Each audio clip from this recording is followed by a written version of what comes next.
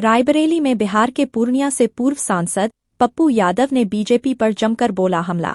खुद को प्रियंका और राहुल का सिपाही कहने वाले और पूर्णिया से निर्दलीय उम्मीदवार के तौर पर दूसरे चरण में चुनाव लड़ चुके पप्पू यादव ने अरविंद केजरीवाल से मिलता जुलता बयान दिया है। उन्होंने कहा कि पीएम मोदी और गृह मंत्री अमित शाह यूपी के नेताओं को एक एक कर निपटा रहे हैं। उन्होंने रक्षा मंत्री राजनाथ सिंह और सीएम योगी का नाम लेते हुए कहा कि गुजराती लॉबी इन पर हावी है और यूपी सीएम की कुछ नहीं चल रही है। उन्होंने कहा कि चीफ सेक्रेटरी को बार बार केंद्र के इशारे पर एक्सटेंशन मिल रहा है और योगी कुछ नहीं कर पा रहे हैं। पप्पू यादव ने एक दिन पहले अपने किए गए ट्वीट पर भी सफाई दी है, जिसमें उन्होंने कहा था कि राहुल गांधी जीत रहे हैं और देश के प्रधानमंत्री बनेंगे। पप्पू यादव से यह पूछे जाने पर कि अभी तक इंडिया गठबंधन ने भी पीएम का नाम नहीं तय किया है, आपने कैसे तय कर लिया? इस पर उन्होंने कहा कि यह उनका व्यक्तिगत आकलन है। हम बता दें कि पप्पू यादव 2 दिन से रायबरेली में हैं और राहुल व केएल शर्मा का प्रचार कर रहे हैं। आज अमेठी लोकसभा के गांवों में वह प्रचार कर रहे थे, तभी उन्हें सूचना मिली कि गृह मंत्री अमित शाह की सभा में एक पत्रकार के साथ मारपीट हुई है। पप्पू यादव इसी पत्रकार को देखने जिला अस्पताल की इमरजेंसी आए थे। 2 आदमी का डर, बस इस 2 आदमी का डर किसी को नहीं है, तो वह है राहुल गांधी और प्रियंका गांधी। ये दोनों को डर नहीं है। और दूसरी बात आप याद रखें, आप बेफिक्र रहो, पीएम 40 साल बाद रायबरेली फिर तय कर रहे हैं और उत्तर प्रदेश की जनता ने मन बना लिया है कि हमें यूपी का पीएम चाहिए, कोई और पीएम नहीं चाहिए। जी, कोई आधार है कि राहुल जनता तय कर रही है, जनता तय कर रही है। आपको ये पता नहीं चल रहा है कि यूपी की जनता राहुल गांधी और अखिलेश यादव जी ने जिस तरीके से सर्व समाज को और सबकी आवाज़ बने हैं, दोनों आदमी जो एक दूसरे की ताकत है, तो आपको लग रहा है, याद करिए 2009 में 27 सीट कांग्रेस को मिली थी। आप उस वक्त सोच सकते थे? और मेरा मानना है कि यूपी के करोड़ों जनता के अस्तित्व पर खतरा है और वो गुजराती से अपने उत्तर प्रदेश और राज्य को बचाने के लिए इन दोनों को यहाँ सफाया करेंगे। हाँ, सर, आप कहाँ आए थे और क्या आपको पता चला? देखिए, दरअसल में हम लोग तो गांव में थे, बहुत दूर अमवा इस सब इलाके में, और इतने दूर थे, वहाँ से जो जानकारी मिली, पहले भी राघव त्रिवेदी, अब राघव त्रिवेदी या तो देशद्रोही हो गया या तो मुल्ला हो गया। दाढ़ी देखते या मुल्ला हो गया या नहीं मुल्ला बचे तो वो देशद्रोही हो गया। ना इनका नाम जाना और ना इनकी काम देखा, बस सिर्फ इतना ही कि 100 रुपये पर लोगों ने, प्रधान जी ने लाए थे। इसके पहले भी इन्होंने अमेठी में कई स्कूल में एक बाथरूम और जिस गांव को गोद लिया था उस गांव में 4 सालों से बिजली नहीं गई, जिसको वो गोद लिया। और फिर यहाँ 25-30 लोगों ने जिस तरीके से बेरहमी से मारा। जो बात राहुल गांधी जी हमेशा कहते हैं, ये जो हमारे नीचे के जो हमारे प्रेस भाई हैं, जिनको मिलता कुछ नहीं है यातना ही छोड़कर, गाली छोड़कर, सारे तय करते हैं जिनके मीडिया घराने। निचले तबके के लोग तो सिर्फ जान ही देते हैं, मर ही रहे हैं। ना जेब में वो परिवार के सही ढंग से परवरिश कर सकता है, बस उसकी ज़िंदगी हमेशा जोखिम में रहे। धूप हो तब प्रेस के लोग दौड़े, तूफान आ जाए तब प्रेस के लोग दौड़े, सर आज इस हमले को किस तरह देख, मौत आ जाए तब प्रेस के लोग दौड़ेंगे और प्रेस का सम्मान कहीं बचेगा ही नहीं। सर इस हमले को कैसे देखें? अच्छा, एक बात आप बताइए ना, रोपिएगा बबूल तो खाइएगा खजूर, बड़े मियाँ तो बड़े मियाँ, छोटे मियाँ सुभान अल्लाह, क्या उम्मीद कीजिएगा? जब ट्रेनिंग स्कूल के प्रिंसिपल हेडमास्टर ही गाली गलौज और नफ़रत वाले हों, अब मार काट वाले हों, जब देख लिया कि ना हिंदू मुसलमान की रिकॉर्डिंग चली, ना उत्तर प्रदेश में इस बार कोई लव जिहाद चला, ना ही किसी उन्माद की बातें चली, ना ही राम के आस्था को तोड़ पाए ये लोग, तब इन लोगों के पास खिसियानी बिल्ली खंभा नोच।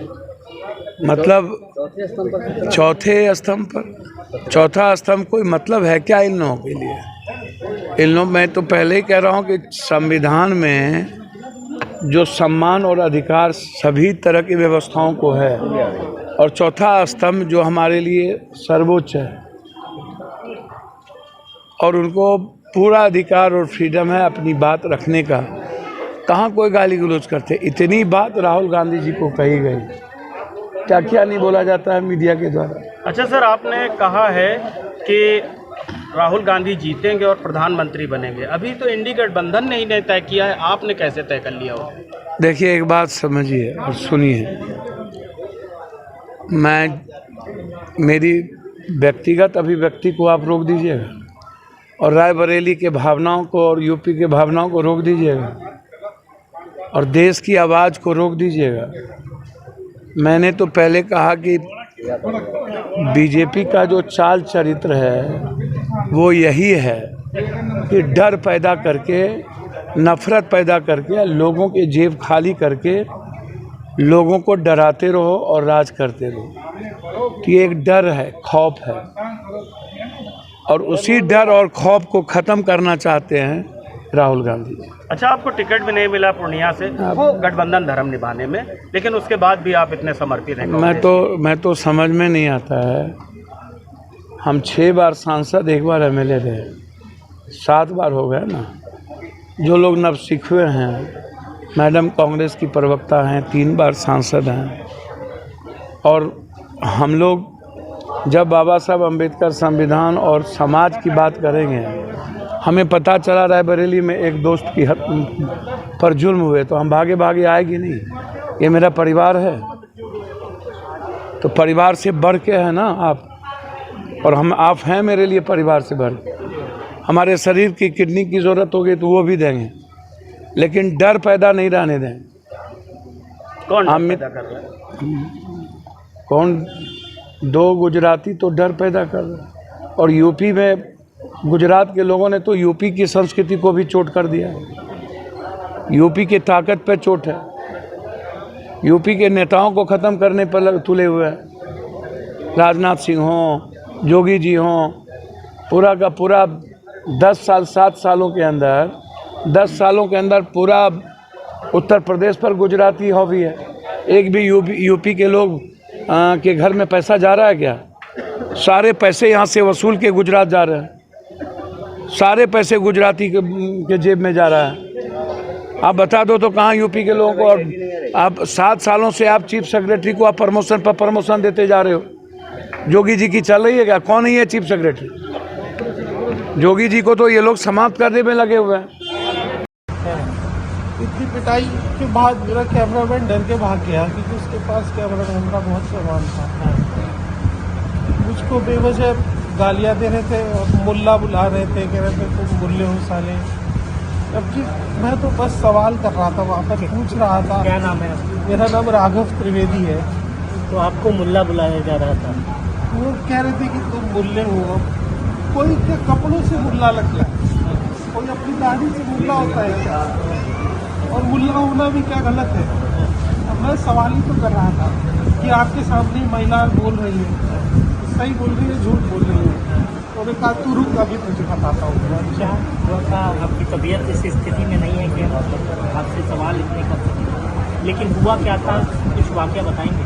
सर, वाकया इतना बताऊंगा कि इस देश की पुलिस और मीडिया पर आज मेरा भरोसा उठ गया। मैं 2 पुलिस वालों का हाथ पकड़ के खींच रहा था कि सर मुझे बचा लीजिए, उन्होंने भी नहीं बचाया। मैंने कई पत्रकारों से भी रिक्वेस्ट की, उन्होंने भी नहीं बचाया। तो आज मेरा दिन है, कल उनका दिन आएगा, तब कोई फिर नहीं बचाएगा। उस समय घटना क्या हुई थी? आप कर क्या रहे थे ऐसा? मैं लोगों से सवाल कर रहा था। अमित शाह जी मंच पे बोल रहे थे और लोग उठ करके जा रहे थे। तो मैंने पूछा कि आप जिनको सुनने आए थे उनको सुन तो लीजिए पूरा, तब जाइए, क्या बोल रहे हैं वो।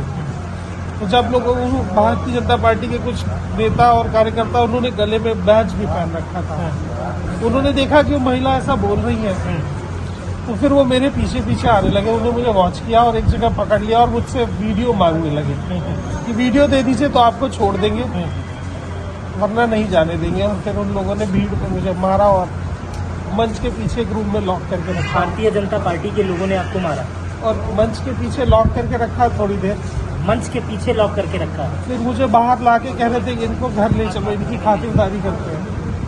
मुझे चक्कर आ गया, मैं बेहोश हो गया, तो वो लोग वहाँ से मुझे छोड़कर चले गए। फिर कुछ लोगों ने एम्बुलेंस बुला के मुझे वहाँ पहुँचाया। आप किस तरह के सवाल कर रहे थे लोगों से? मैं यही पूछ रहा था कि मुद्दे क्या है, तो एक व्यक्ति